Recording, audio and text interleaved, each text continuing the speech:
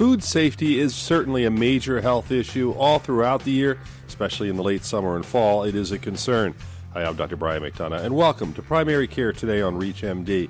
My guest today is Sarah Lichtman. We're going to be talking about food safety and how physicians can talk to their patients about food poisoning, food safety, suggestions, how to get through tailgating season, all the different things that occur when families are going out eating and friends are gathering together. So first of all, Sarah, welcome to the program.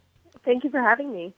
Now, you are a USDA food safety expert, and I wanted to talk a little bit about foodborne illness. I know physicians, we deal with it. We certainly see our share of issues, but if you could break down what we're talking about as far as major risk factors, what food groups seem to be most problematic for us?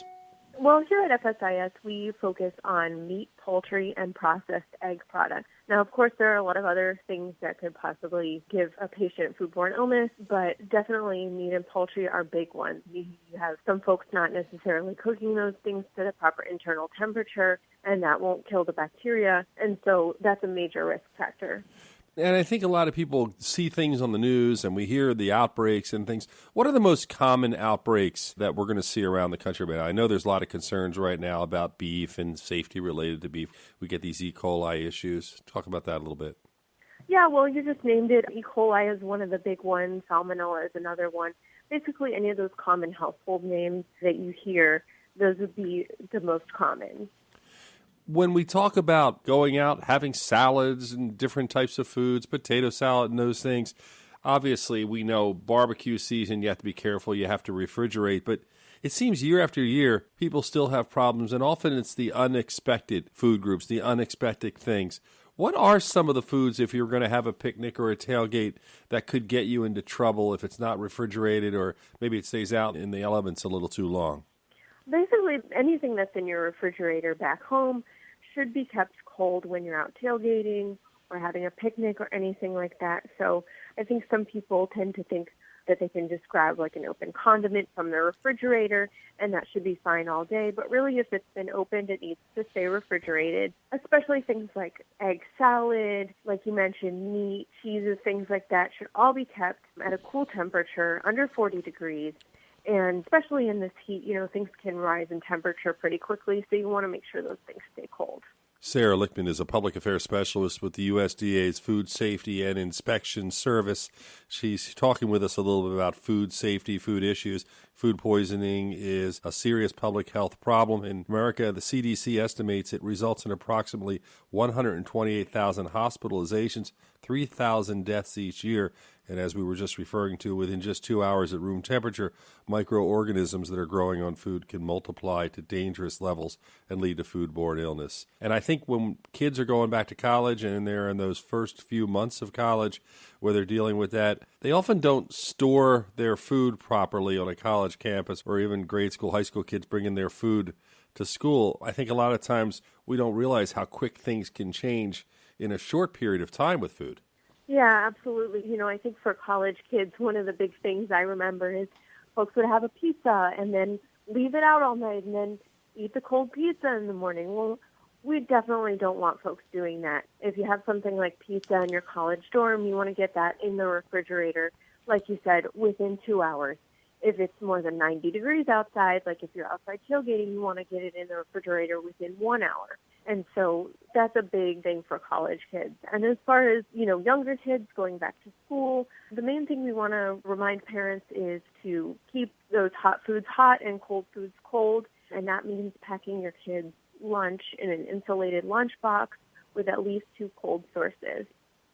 You're listening to Primary Care Today on ReachMD. I'm Dr. Brian McDonough, your host, and we're talking with Sarah Lichtman today, and we're talking about food safety issues. And I thought it would be a great show for our audience, primarily because I know in my practice, I don't really talk a lot about food safety with patients. I mean, I may talk about it after the fact, if I get a phone call, or if there's an issue, or something's going on, or maybe if there's something in the news, but it isn't really something that's part of our preventive medicine talk with families, and we don't usually bring it up that much, and yet it is such a major issue, as we alluded to. What I like is that the USDA has a Food Safe Families campaign, and that campaign, as far as it goes, I understand there's a hotline, there's ways people can reach out for help if they want to get information.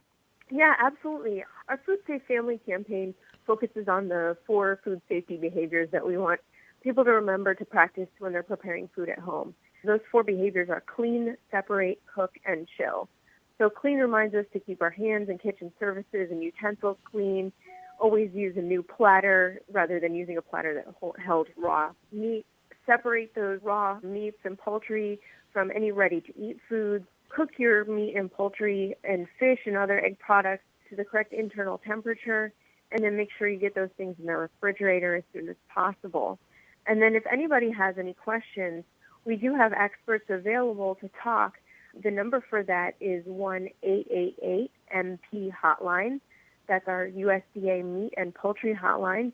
So it's M as in meat, P as in poultry hotline. And they're available to take questions if anyone has any questions about what the correct internal temperature for their duck roast is or anything like that. I mean, we're talking about it now in late summer, early fall, that time of season, but really these are issues all throughout the year. Is this really the period of time, though, where you see most of the problems occurring? You know, the summer is really a tough time for food safety because, as we've mentioned, people are taking food outside more for your picnics and things like that. So we do see an increase in people having questions about how to transport and store and cook those things safely outdoors. And I think the other issue when we talk about our own patients and dealing with them is they might come in with symptoms, and the symptoms are often vague. I mean, obviously, if you get food poisoning, and there's certain types of food poisoning, you could get vomiting and diarrhea, and it hits you really fast. It can come and go. But what are, from your perspective, some of the warning signs and concerns that food poisoning may have occurred, or we're worrying about a cluster of food poisoning issues? Well, you know, I think that you hit on some great points there. You know, the symptoms can be vague, and I think some folks may just dismiss it and may not even go to the doctor. That's an issue that we see coming up, is that folks just think, oh, I have an upset stomach, I'll get over it. And really the only way for us to track where these outbreaks are occurring is if folks do go to the doctor when they're experiencing those symptoms, and those doctors take notes and report that to the public health system. And so it's very important, if you are experiencing that vomiting, diarrhea, anything like that, that you do see a physician and you can be tested to see if you have foodborne illness. And obviously there are different organizations. For instance, the Centers for Disease Control and Prevention actually help coordinate issues. They'll have lists of public outbreaks. I know that we've seen, certainly since the internet and social media and people using Google, that there are more people reporting foodborne illnesses, and it seems like word spreads fairly fast, like you're able to get real-time data. Has that been helpful for you in your work and your organization, the fact that it seems that you can get information a bit quicker? Yeah, absolutely. You know, we're constantly meeting with CDC and FDA, coordinating our responses to outbreaks and things like that. If there was going to be a concern someone had, can they also call your hotline? Is that where they would report, or do they call the CDC? What do you recommend? Absolutely. You know, the hotline is always a great resource. And if we can't answer your question at the hotline, we can certainly direct you to someone who can. And that's the great thing about it. So we can connect you to other resources, such as your local health department, the CDC, the FDA, wherever you need to report that issue, we can connect you to that through the meat and poultry hotline. And again, that number is 1-888-MP-HOTLINE. And there's also a foodborne outbreak online database tool you can get through the CDC and others. And as healthcare providers, you want to look out. You can see there's certain tools we can go to that are helpful. And I really think that if you look at the numbers from another perspective, 1 in 6 Americans get sick from foodborne illness every year. So this tracking and reporting that Sarah's talking about is essential, because you have to really understand how it affects everybody's health and how quick things can spread. And in many cases, this might be the only thing we have. Getting the data from across regions might be the only way we can analyze the data, because you can figure things out fast and start to make differences. Because, I mean, from being on the other side of it, treating, there's not a heck of a lot we can do at a certain point in most cases, except provide fluids and try to deal with the issues. It's really that prevention, hand washing, and those things that make the big difference. And obviously cooking, refrigerating, the tips that you talked about. Yeah, absolutely. And another great resource I wanted to mention for both healthcare providers and for consumers is foodsafety.gov. And that has a lot of other great resources when it comes to foodborne illness. And that is a place where CDC and FDA and USDA all coordinate to give the best, most up-to-date food safety information to consumers and healthcare providers.